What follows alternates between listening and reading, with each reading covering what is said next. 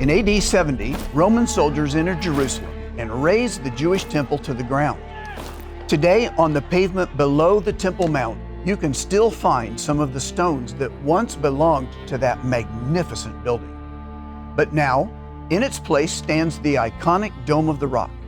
A little over 600 years after the Jewish temple was destroyed, Muslims built a shrine on that very spot, and it has been a fiercely contested piece of real estate ever since. There's a growing movement in Israel to one day build a new temple on the Temple Mount.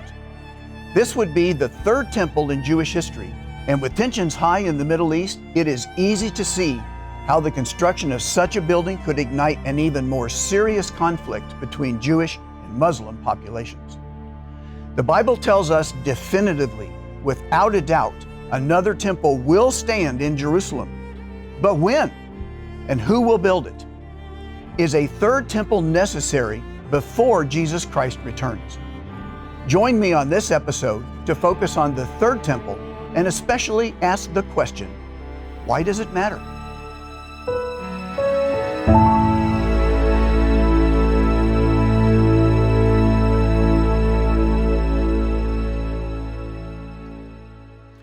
Much of the debate around the idea of a third temple stems from a statement Jesus made while talking to his disciples on the Mount of Olives.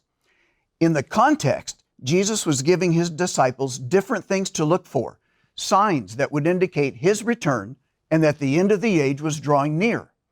But he said something that, on the surface, may sound like a prophecy of a future temple in Jerusalem. Now, he obviously couldn't have been referring to AD 70 because he didn't return then. So let's read the statement in Matthew 24 and verse 15. Therefore, when you see the abomination of desolation spoken of by Daniel the prophet standing in the holy place, whoever reads, let him understand. Then let those who are in Judea flee to the mountains. Jesus tells us two things.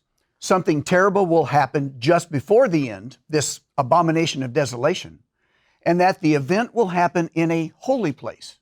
He then refers to the prophet Daniel for more clarification. So let's combine this passage with what Daniel tells us and see if we can paint a clearer picture. Daniel chapter 11 is a prophecy that covers an enormous span of time. It begins with the Persian Empire in Daniel's time and goes all the way to the return of the Messiah. And it's in this prophecy that we learn about the abomination of desolation that Jesus referenced. Breaking into the middle of Daniel's vision, the angel tells Daniel in verses 30 and 31 that an important prophetic figure shall return and show regard for those who forsake the holy covenant, and forces shall be mustered by him, and they shall defile the sanctuary fortress. Then they shall take away the daily sacrifices and place there the abomination of desolation. What we just read was the first abomination of desolation in recorded history. So let's examine that event in more detail to better understand the abomination of desolation that Jesus referred to. The context of Daniel 11, verses 21 through 34, documents the tyrannical oppression of the Jewish people by Antiochus Epiphanes, who by force tried to make the Jewish people forego their religion in favor of all things Greek. This was the time of the Maccabees, who resisted this Hellenistic influence. Bo Ricca, in his book, The New Testament Era, writes, Antiochus borrowed the surname Epiphanes, manifest, to indicate that he was a manifestation of the deity. Strongly reinforcing a tradition of the Seleucids, he required men to worship him as Olympian Zeus. In Antiochus Epiphanes, they saw the worst tyrant of history. He set up a statue to Zeus in the temple in Jerusalem and sacrificed a pig on the altar, thus defiling it. He then banned the Jewish religion and actively persecuted those who refused to comply. This happened after Daniel's time, but before Jesus' earthly ministry. And the fact that Jesus tells us to remain on the lookout for the abomination of desolation means that something similar is going to happen again. Jesus told us the abomination would be in a holy place, and the precursor to this had Antiochus erecting a statue to Zeus and sacrificing swine on the altar in the holy place of the temple. But does this mean that a temple with a holy place must be constructed in order for it to be desecrated again? Let's first notice the two words used in Matthew chapter 24 and verse 15, abomination and desolation. Abomination is something that is detestable, both to God and to the people of Israel, often including an idol or perversion of God's truth. Desolation is a making desolate, ruining something precious, laying waste. Combining these, an abomination that makes desolate is anything that God and the religious people of Israel would find disgusting and revolting, and that would ruin anything that had been consecrated or made holy to God. Certainly what Antiochus did fits that description, and he did it in the temple. But Jesus didn't use the term temple. Rather, he said holy place. What makes a place holy in God's eyes? God can place His name anywhere He consecrates as holy. Before Solomon built Israel's first temple, the tabernacle was holy. In Moses' days, Mount Sinai, Horeb, the mountain of God, was holy. And he was instructed to remove his shoes because the place where he stood was holy ground. It is God's presence that makes a place holy, and not the building or altar itself. Exodus 29, verses 36 and 37 lists God's instructions on how to prepare an altar. If an altar is properly erected and sanctified, then it becomes holy. A holy place is anywhere that is sanctified by God for holy use. So what can we know for sure will happen before the Messiah will return? Let's continue in Daniel's prophecy for another event that is yet in the future. Daniel chapter 11 and verse 40 gives us the time frame by referring to this portion of the prophecy as taking place at the time of the end. From here through the end of the book, Daniel is shown things that can only refer to the same period of time as Jesus discussed in the Olivet prophecy. Daniel is told in chapter 12 and verse 11, "And from the time that the daily sacrifice is taken away, and the abomination of desolation is set up, there shall be 1,290 days." Putting this all together, we can see that prophecy tells us the sacrifices will again be offered in Jerusalem. Sacrifices would require a holy place or a consecrated altar, but not necessarily a temple. For example, when Jews returned to Jerusalem under Ezra's guidance, they resumed sacrifices even before the work had begun on building the second temple. Here, Daniel links the stopping of the daily sacrifices with the setting up of the abomination of desolation. But there is another prophecy that mentions a temple. Let's see if it indicates that a physical temple must be built, and it deals with a man of sin. Let's read 2 Thessalonians chapter 2, and let's start in verse 1 through 4. "Now, brethren, concerning the coming of our Lord Jesus Christ and our gathering together to Him, we ask you not to be soon shaken in mind or troubled, either by spirit or by word or by letter, as if from us, as though the day of Christ had come. Let no one deceive you by any means, for that day will not come unless the falling away comes first, and the man of sin is revealed, the son of perdition, who opposes and exalts himself above all that is called God or that is worshipped, so that he sits as God in the temple of God, showing himself that he is God." Is the use of the term the temple of God used here by Paul a prophecy about a third physical temple? The coming of this man of sin is clearly at the time of the return of Jesus Christ to earth. This entire chapter is Paul's explanation to the Thessalonian congregation that the return of Christ has not yet happened. So when he says that day will not come unless, he is certainly speaking about the time right before Christ returns. So this man of sin will arise, proclaiming to be the representative of God, but will really be a false leader. Paul indicates that this man of sin will actually proclaim himself to be God's direct mouthpiece, or perhaps even God Himself. This definitely would defile a place holy to God. The disposition of this individual will be what defiles the sacred place. It will cause havoc in Jerusalem with the cessation of daily sacrifices and bring chaos to the region. But why does our English Bible have the word temple in this verse? And does it mean that this man of sin will be sitting in a newly rebuilt third temple?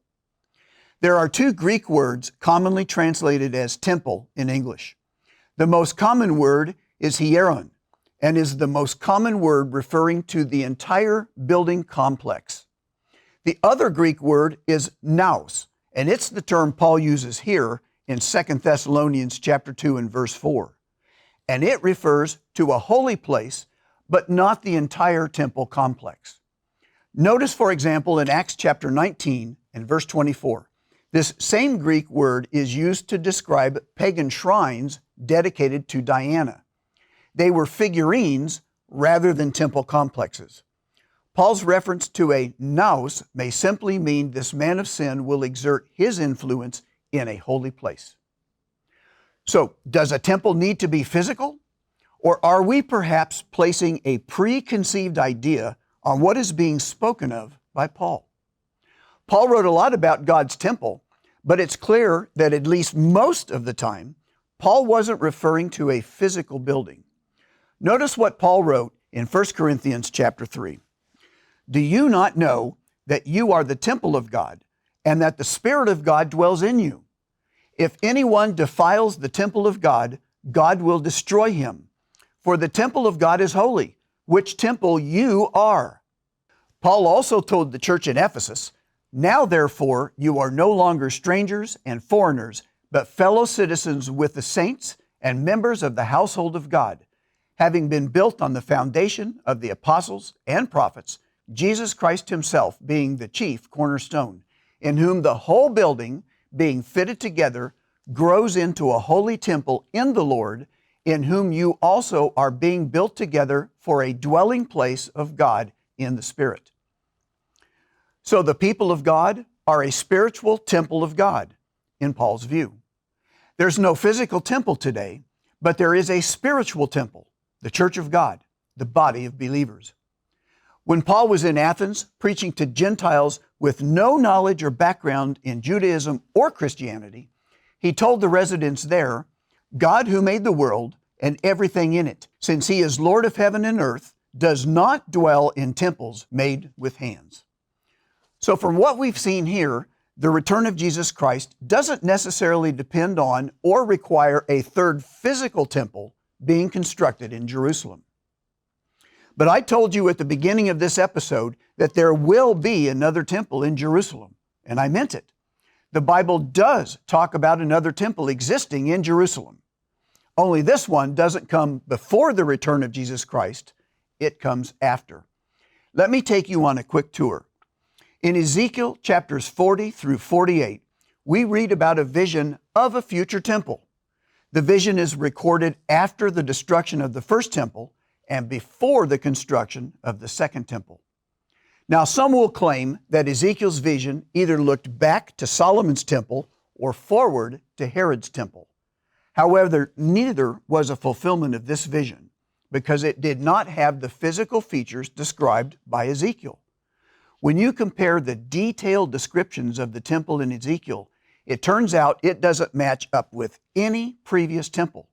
Not the first temple constructed by Solomon, not the second one constructed by Zerubbabel, or later the one remodeled by Herod. This one described by Ezekiel is something different. But as we've seen, the sacrifices don't require a temple. When you study the description of Ezekiel's temple, it becomes clear that this is a structure that will be built after Jesus returns. Here are some reasons. Jerusalem will be known as the Lord is there. So this temple will stand at a time when God is ruling in Jerusalem. A river will flow from the temple that will heal the land and the seas. No river flows from the Temple Mount today. The time setting is after God delivers Israel. God's Spirit will be poured out on all Israel. These prophecies clearly describe a temple to be built during the millennial reign of Christ on earth, but not a temple built by human beings in this age. Will a third temple be built prior to Christ's return? One will clearly be built during the millennium, but while it is certainly possible for the Jews to build one soon, we've seen that it isn't necessary. The temple that matters right now is a spiritual one. God is in the process of building it right now using people like you and me. Peter wrote to the church, "You also, as living stones, are being built up a spiritual house, a holy priesthood, to offer up spiritual sacrifices acceptable to God through Jesus Christ." He called the members of His church a chosen generation, a royal priesthood, a holy nation, His own special people, that you may proclaim the praises of Him who called you out of darkness into His marvelous light, who once were not a people, but are now the people of God, who had not obtained mercy, but now have obtained mercy. God wants us all to be a part of His spiritual building. That should be our focus now in this life, preparing to live with Him in the next. Let me point you to our website, lifehopeandtruth.com. In the search bar, you can look up many of the things that we discussed in this presentation. For example, if you search on Third Temple, it will bring up articles like, when will a third temple be built? And does prophecy require a third temple to be built? If you input Abomination of Desolation, you will find an article titled, What is the Abomination of Desolation? In fact, you can look up any biblical topic and find a lot of helpful material for your own personal study and learning. It's all there, just waiting for you to dig deeply into these subjects. I'm Phil Sandilands. Thank you for sharing your time with me on this episode of Life, Hope, and Truth Presents.